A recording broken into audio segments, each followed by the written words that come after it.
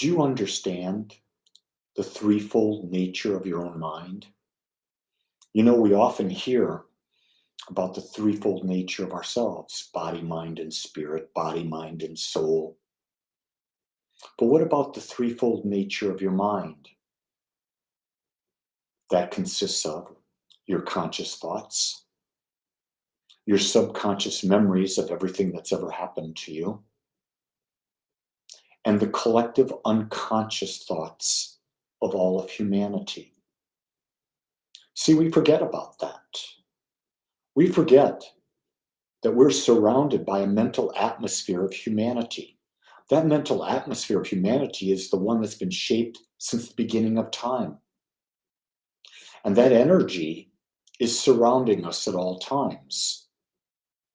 I truly believe that it's that energy that's a part of our thought process that makes the demonstration of new ideas, new thoughts, new experiences take longer in time. Because if you did not have that aspect of influence, then you could consciously begin to think the new belief over and over again until that belief becomes more prominent. But with the effect of the collective consciousness of humanity, it takes more time to build that belief. One of the things that's really come to me clearly lately is that you will develop a faster belief and change your life if you truly knew that you were part of the one. If you truly knew that your soul and the infinite were one and the same. You are an individualization of that. Now, that's my opinion. I don't know that to be true. No one knows what to be true. Everyone starts with a supposition, and then they base their philosophy from it. If you take a Christian, their philosophy comes from the Bible.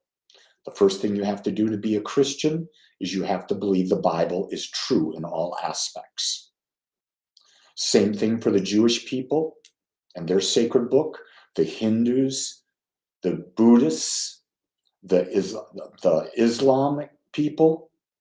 They all have a foundation, whether it's the Quran, the Bhagavad Gita, the Vedas, whether it's just traditions that are passed down. They all begin with a basic assumption. But one of the things that I've come to understand is we're each unique individualizations of the infinite, that it cannot be defined by you, cannot be defined by me, because it's infinite. To define it is to limit it, it's to make it finite. Define and finite are one and the same. Infinite cannot be defined.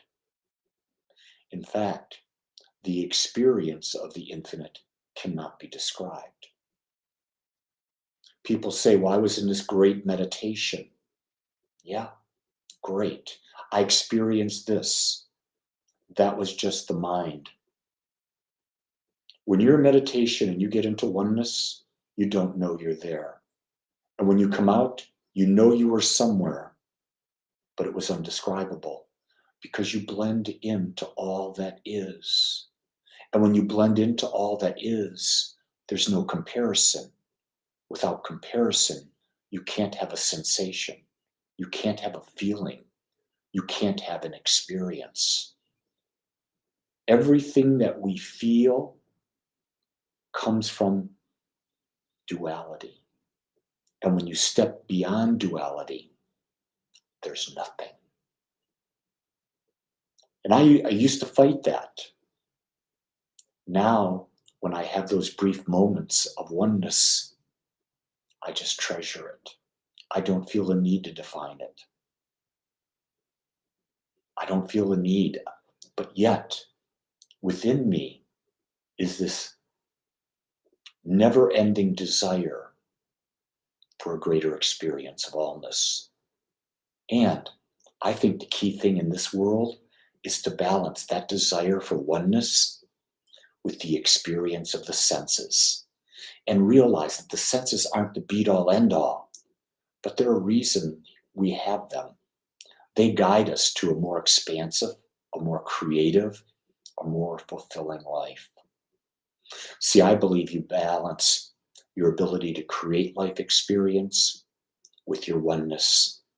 When you do that, you are powerful and you are fulfilled. And life doesn't get any better than that. It's your day, everyone. Choose and make it your best ever. Much love and aloha.